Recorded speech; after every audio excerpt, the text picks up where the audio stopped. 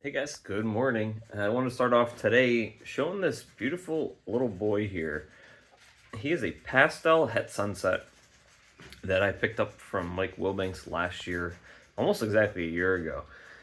I actually have him up for auction right now in Morph Market. I originally had plans to pick up some het sunset or sunset females over the past 12 months, and I never did.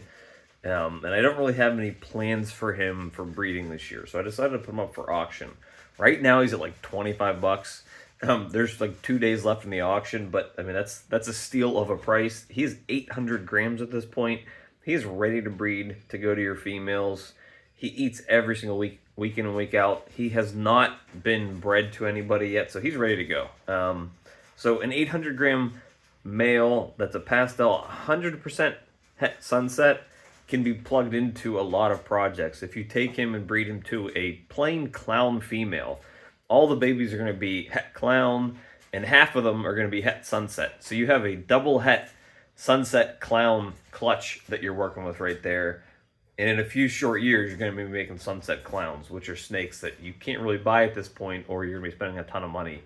And for probably what I'm assuming is going to be around 150 bucks or so, you can pick up a male that's ready to breed right now. So he's a great pickup. Like I said, that auction, so today's Tuesday morning. It'll probably end, I think Thursday morning is when it's due to end. So take a look at that auction, pin it, go look at my Morph Market store. That's where you'll find it. But it's kind of too good to be true to get that guy. So the other thing I want to talk about today was actually I had quite a few people since last week. I think I made the video about not putting anything other than water into your egg boxes. So hopefully, if you didn't see that, go ahead and take a look at that video. It was I don't know if it was a hot take because it's pretty much I would say self-explanatory, but some people think differently. But I had a lot of people over the last week ask me quite a few questions about my actual egg boxes. So let's take a look at the egg boxes.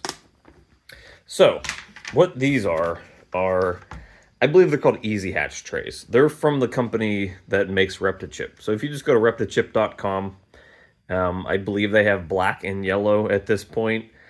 There is, that's some bad English, there is another brand called Dragon Hatch trays, and they actually have the eggs lined up diagonally, and I think they probably fit a little better than they do in this tray, but that's the other brand you can buy. They also fit 10.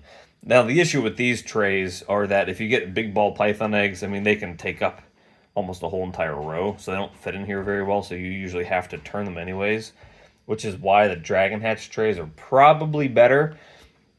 The only reason I went with these is because they're bright yellow and they sort of match my colors. So, but they work. They still get the job done. So these are Easy Hatch trays from the company that makes Reptichip. So that's where you get those. Now these boxes that I use are these are Iris brand. I believe they're just 6-quart. These are called it's like a shoebox size. So they're 6-quart Iris brand. Now, the reason I picked these up, and these are probably a little more expensive than like the basic ones you buy at Walmart, is because these lids, if you can hear that when you click it in, it actually snaps into place. Like this lid's not going to come off if you pick it up there, and it requires a little bit of force to pick it up, to unlatch it there. I had purchased some cheaper bins from Walmart before, but the problem is, like, even when you pick this up, it doesn't flex, especially when there's water and eggs in it. The cheap ones typically have a lot of flex in them because they're such thin, cheap plastic. These are pretty sturdy boxes. Now, I have not used the boxes that have like the gasket around the lid. I'm assuming you could use that rather than press and seal, but I don't know if that would reduce breathability in the box because I do not drill holes in these boxes at all. There are no holes. I put the press and seal on top after I put the eggs in, and then I just put the lid straight on. So I do not drill holes in these boxes. If you use the boxes that have the gasket around the edge of the lid. I don't know if that's going to make a difference about whether or not you should be using press and seal or if you should be drilling holes. Now, the issue with drilling holes in this is that it's eventually going to evaporate the water in there, which is why I like the method that I use. So you take, this egg box, you put water in it, kind of a little below that little ridge on the egg tray there. And you put the eggs in, you put the press and seal on, you put the lid on, and you put it right in the incubator, like this one that's currently in there. Let me open this up. And that's it. It's a very simple process. There's nothing crazy I do. As you can see, I have all these empty egg boxes in here ready for the season. I have these bigger ones that I had available just in case I get some giant clutches. But that's it. That's all that's in here is water, an egg tray, the eggs, the press and seal, and the lid. That's it. There's nothing else that goes into putting these egg boxes together. There's nothing else that I do to this egg box. There are no holes in it. This keeps the moisture. This water, I filled it up to here probably a month ago. We're a month into incubation, and there's no evaporation, just what you see here. And that water can't escape the box because of the press and seal. So, we're good to go. There's nothing you need to worry about this. Again, and I'll reiterate this if you didn't watch the last video, I used this method for all of last year. For all of 2023, the 25 plus clutches I had, the 100 plus babies that I hatched, they were all incubated like this exact method. I had zero issues with egg incubation.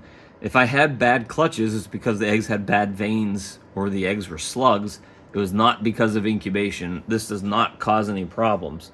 The only thing you want to do with this is towards the end of incubation, you want to burp these containers, meaning I usually, with probably about 2 weeks left, I take this lid off and I roll back the press and seal, probably about halfway.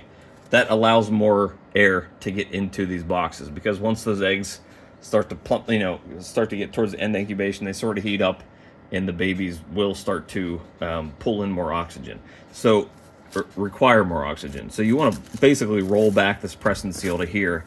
And because there's no gasket in this lid, it's going to allow more oxygen flow. That's the only thing that I do to these. Probably about 2 weeks left. And then sometimes, maybe around a week left or so, I just take the press and seal off completely and just put leave the lid on all by itself. So, that's really the only thing I do to those egg boxes during the incubation process. Don't overthink it. I think when I started breeding, incubating eggs was probably one of those things that made me nervous the most, because, when in your life have you ever incubated eggs before? So to me, that was sort of like a scary process. But if you listen to somebody who's done it a million times, it's not very hard. And somebody who's, personally, I feel like I've broken it down to the basic science of it. I don't have anything in there that isn't required. You need the press and seal because it keeps the humidity in. You need the water because it creates the humidity. You need the egg tray because you can't put the eggs directly in the water. And you need the tub because you need to hold it all together. That's it. There's nothing else in there you need. Every single aspect of how I incubate those eggs is necessary. I don't make any unnecessary changes to the boxes. I don't, have any bells and whistles in there. That's all you need is an egg box, an egg tray, press and seal, and water. That's it. 4 ingredients. Well, you need the eggs. So 5 ingredients. Everything you need for an egg box to incubate your eggs fits on one hand. So do not overcomplicate it.